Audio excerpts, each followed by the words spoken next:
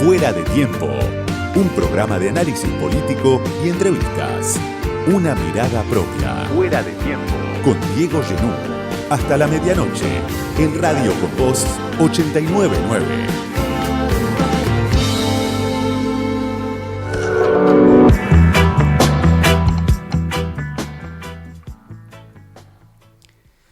Después de más de 140 días de gobierno, el presidente Javier Milei tuvo su primera victoria legislativa en la Cámara de Diputados con apoyo del PRO, hoy devenido una colectora de La Libertad Avanza, con apoyo del bloque de Miguel Ángel Pichetto, otra vez protagonista importante, cada vez que gobiernan distintas expresiones de la derecha, de la extrema derecha, con el apoyo de parte del radicalismo, de la coalición cívica, del peronismo minero, el peronismo de provincias como Catamarca, como San Juan.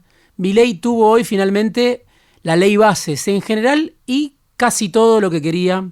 En particular, una ley, por supuesto, que quedó muy disminuida con respecto a lo que en su momento soñó Federico Sturzenegger, con respecto a lo que en su momento compró Milei, que ya venía preparado para el proyecto de Bullrich presidenta, lo que había elaborado Sturzenegger.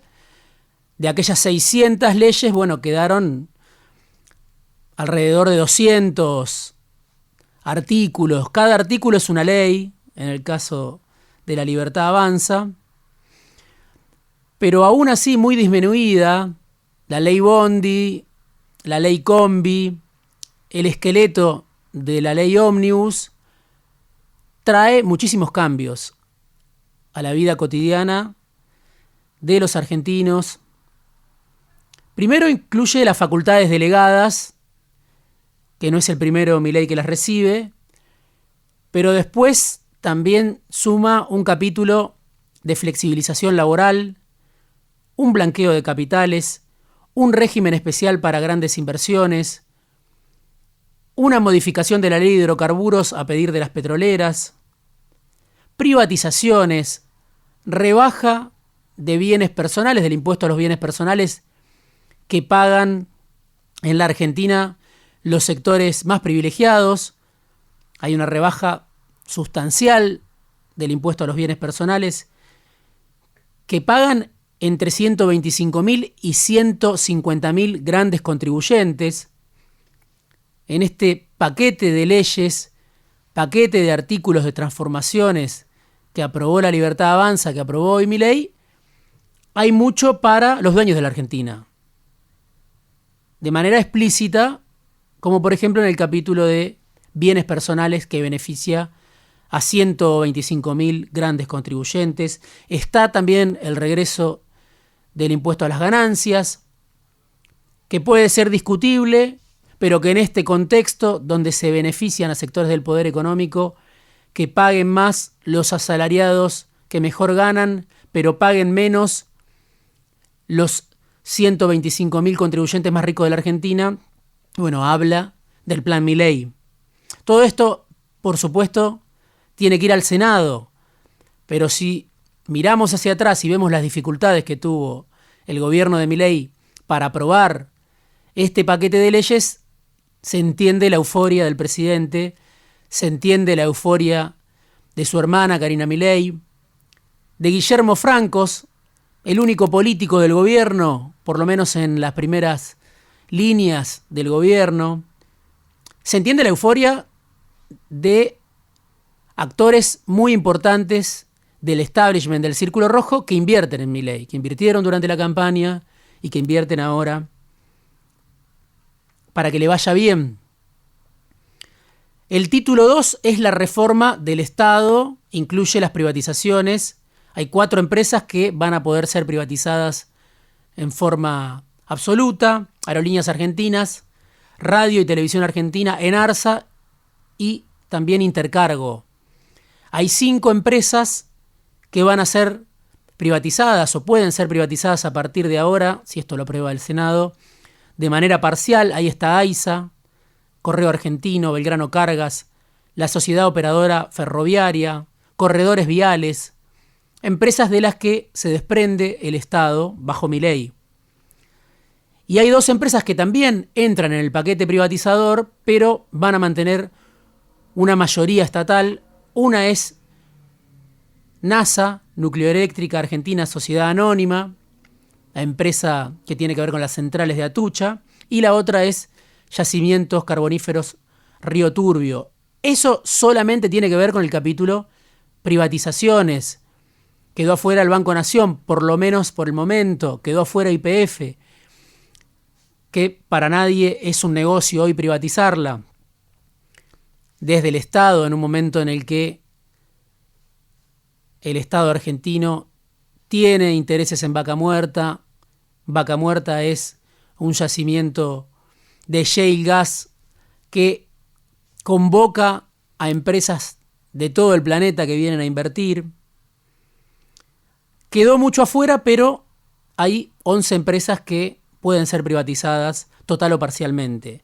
En el título 5, que es el título o el capítulo en el que se habla de modernización laboral, un regalo para el 1 de mayo, no para los trabajadores, sino para los dueños de la Argentina, aún con la mediación de Pichetto, aún con la negociación que hubo con algunos dirigentes sindicales como Héctor Daer.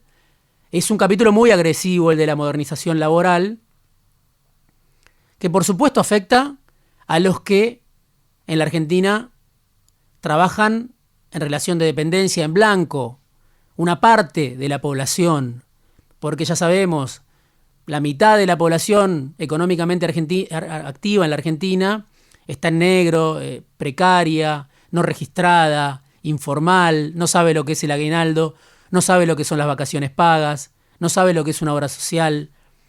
Pero para esa otra mitad, los asalariados registrados, es muy agresiva esta reforma, que de modernización no tiene mucho, parece más bien una regresión, y más cuando uno la contrasta, como decía antes, con los beneficios que se le dan al poder económico. Recomiendo leer, entre muchos que opinan con criterio y que siguen estos temas con mucho conocimiento, lo que viene escribiendo Matías Cremonte, que es el presidente de la Asociación Latinoamericana de Abogados Laboralistas, porque es muy claro cuando escribe. Hay una nota en perfil, lo pueden seguir también en las redes sociales, pero esta reforma laboral, este capítulo de flexibilización laboral, primero elimina las penalidades para los empresarios que no registran una relación laboral. Es decir, no hay pena para el que contrata de forma precaria a un trabajador, a una trabajadora, si se aprueba esta ley en el Senado. Se elimina una pena relativa a un delito que, para la ley Milei, deja de existir. Ya no es más delito tener trabajadores en la informalidad, en la precariedad, sin ningún tipo de garantía. Además, se amplía el periodo de prueba de 3 a 6 meses y en algunos casos de pequeñas empresas hasta 1 año. Eso va a generar, según lo dice Cremonte, pero lo dicen otros especialistas, también como Luis Campos de la CTA Autónoma, va a generar altísima rotación, va a generar que un trabajador que comience a cumplir funciones en una empresa pueda ser despedido sin ningún tipo de inconvenientes. Va a generar una sensación mayor todavía de precariedad. Si ya hay una mitad de la población, el 50%, el 45% de trabajadores en negro, bueno, se legaliza que esa precariedad se extienda a los nuevos trabajadores que consigan un empleo en condiciones muy desfavorables, muy leoninas, que se van a extender un mínimo de 6 meses y hasta un máximo de 1 año. Además, se habilita el fondo de cese laboral, se pierde así el efecto disuasivo que tenía la indemnización por despido. Claro, para gran parte del poder económico, para los que se juntaron en Bariloche a aplaudirlo al presidente hace 10 días, la indemnización por despido es algo que hay que eliminarlo por completo para poder despedir sin ningún tipo de inconveniente. Además, se legaliza, dice Matías Cremonte, el fraude laboral a través del trabajador independiente que queda fuera de toda protección legal.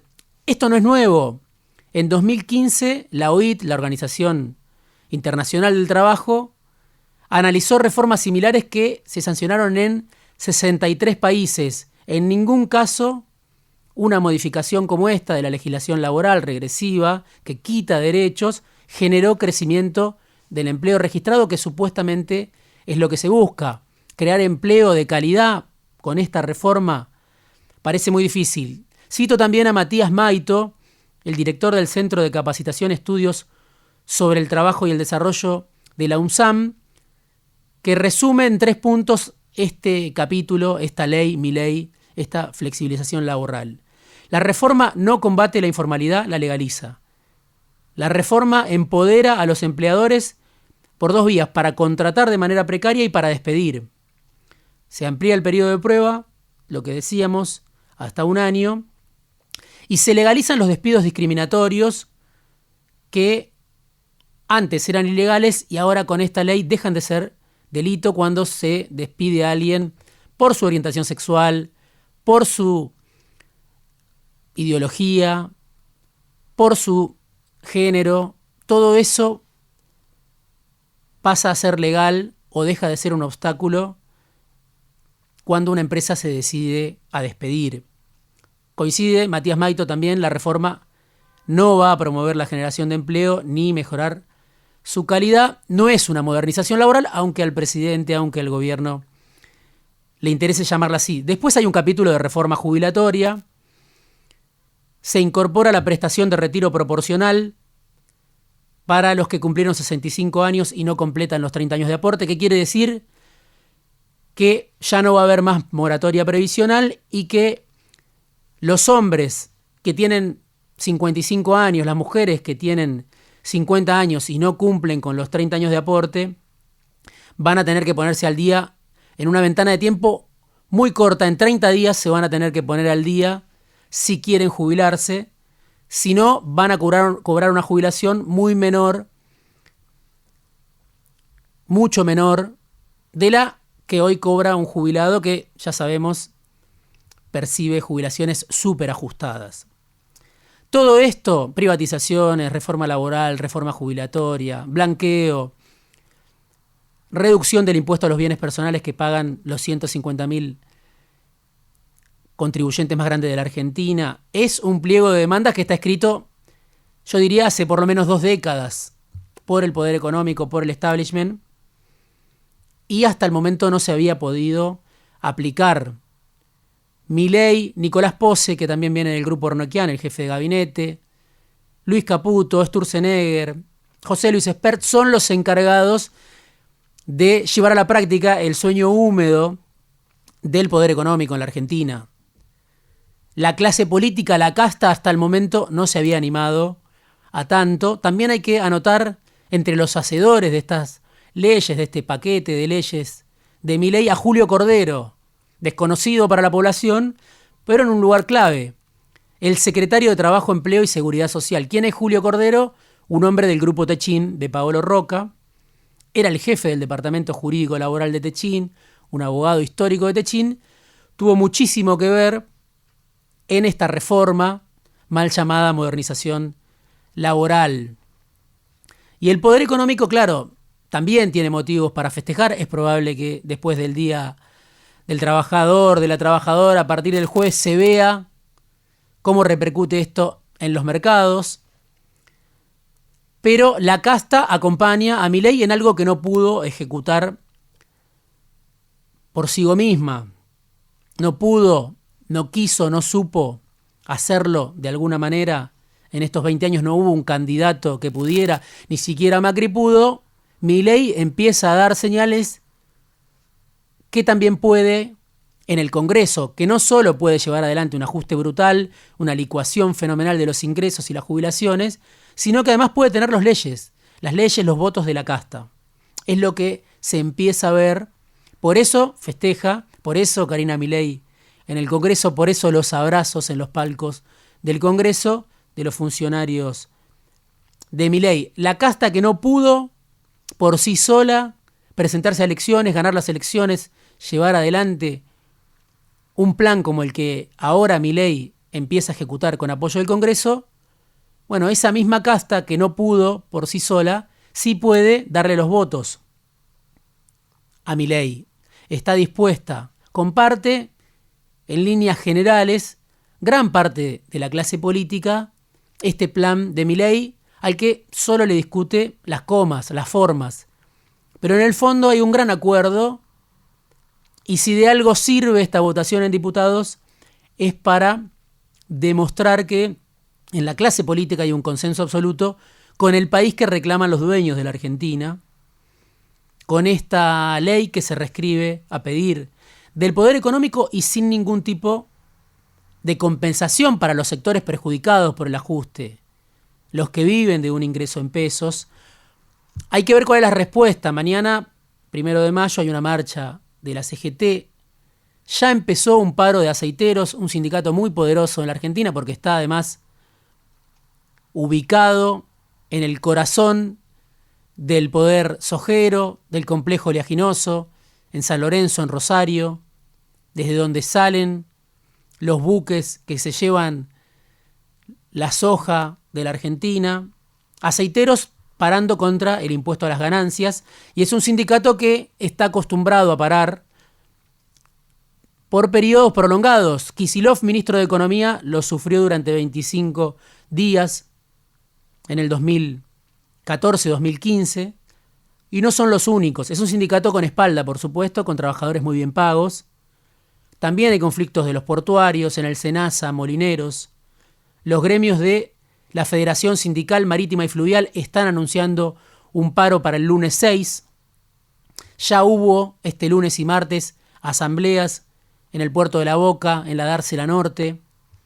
Sindicatos que rechazan el regreso del impuesto a las ganancias. Y el jueves 9 está, siempre y cuando no haya una novedad de último momento, el paro de la CGT contra el gobierno, el segundo paro de la CGT contra el gobierno. Lo que más contrasta, sorprende, conmueve al poder económico es que se da esta reforma laboral, se da este paquete de leyes, este blanqueo, esta rebaja de bienes personales en el marco del ajuste brutal y de la violenta transferencia de ingresos, con recesión, con despidos. Una lista de despidos muy larga que ya está ocurriendo. Por ejemplo, en Córdoba, en un pueblo que se llama Luque, donde Milei sacó el 82%, cerró o empieza a generar despidos la ex Dregan, que se llama Mave, echó 200 personas. Una proveedora de Mave que se llama WEG echó a 50 personas en esta empresa de lavarropas, de electrodomésticos, que despide a sus empleados producto de la recesión. La UOM está denunciando 8.000 cesantías ya en su sector. Hacía Alejandro Rebosio en una nota en el diario AR un raconto de despidos. Hay despidos en Changomás, en Bimbo, en PepsiCo, en Topper, en Danone, en El Nobel, en América TV, en Bristol Firestone.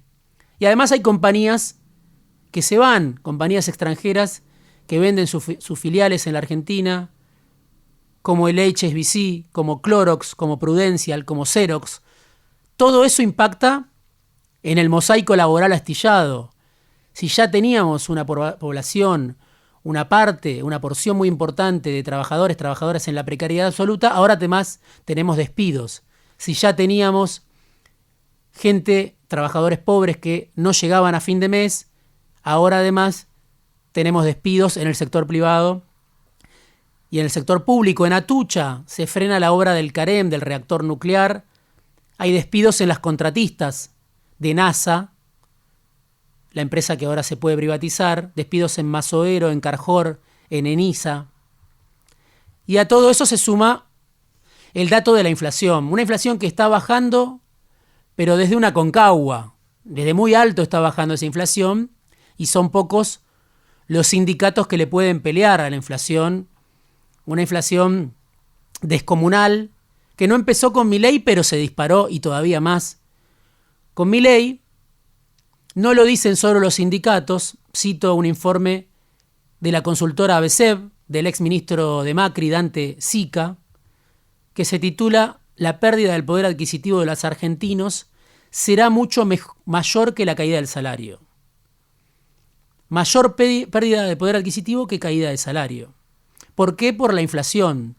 Una inflación interanual que en marzo llegó al 290%, pero claro, con precios de bienes y servicios que aumentaron más que esa cifra de inflación, por encima de ese 290%. Por eso, si uno mira la caída del salario real, que el gobierno menciona como prueba de que la desaceleración de la inflación empieza a mostrar la luz al final del túnel, se está engañando. No hay que mirar solo la caída del salario real, hay que mirar también cuánto aumentaron los bienes y los servicios por encima de la inflación, lo dice el exministro de Macri en su informe Dante Sica. Precios que subieron por encima de la inflación el último año. La luz y el gas aumentaron 300%, las bebidas alcohólicas 302%, los alimentos 306%, el azúcar, las golosinas, el chocolate 350%, el pan y los cereales 352%, el combustible, los lubricantes 364%, los medicamentos aumentaron 379% en el último año, el transporte público 385%, aguas gaseosas, jugos 386%. Por eso, si uno mira el salario de un trabajador, todo esto, vuelvo a decirlo, cito a Dante Sica, exministro de Producción de Macri, un trabajador que en 2024 gana 1.300.000 pesos, con estas subas de precios, a eso hay que agregarle por supuesto la suba de los alquileres, en muchos casos de trabajadores que no tienen vivienda propia, combustible, transporte, le van a quedar netos en realidad a un trabajador que gana 1.300.000 pesos, 840.000 pesos, lo que implica no una caída del 6%, como dicen los datos oficiales, sino una caída del 15% con respecto al ingreso que tenía disponible hace un año en términos reales. Estamos hablando de trabajadores registrados, trabajadores asalariados, sindicalizados, que están en blanco. Por supuesto, la caída del salario, del poder adquisitivo, para esa otra mitad de la población económicamente activa que vive en la precariedad es muchísimo más profunda, muchísimo más agresiva, muchísimo más violenta.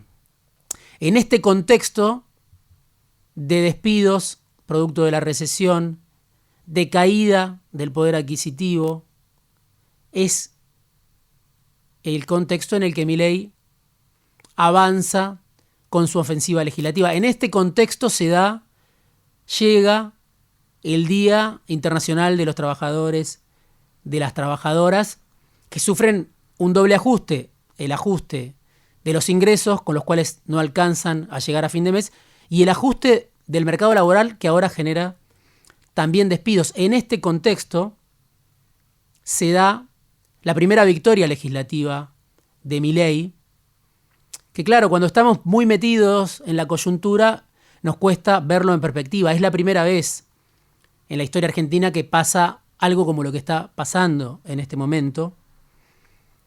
Un proyecto que busca refundar la relación entre el capital y trabajo, un presidente que llega con el voto de sectores populares sin la identidad prestada del peronismo, un presidente que es distinto a Menem, porque no necesita el peronismo para revalidarse, él como parte del peronismo, aunque tiene los votos de parte del peronismo, un presidente que es distinto a Macri porque tiene votos de los sectores populares que lo creyeron una salvación frente a muchos años de crisis y endogamia del sistema político. Pero, claro, Milei trabajó toda la vida para el poder económico. Cuando uno mira su plan de gobierno, cuando uno mira las leyes que sanciona, esta ley bases, cada uno de los artículos, cada uno de los títulos, de los capítulos, cada una de las prioridades de Milei, se comprueba que el ADN de Milei es el del poder económico, de los dueños de la Argentina. Es un referí bombero el presidente, las cobra todas para ellos. Fuera de tiempo. Una mirada propia. Diego Genú.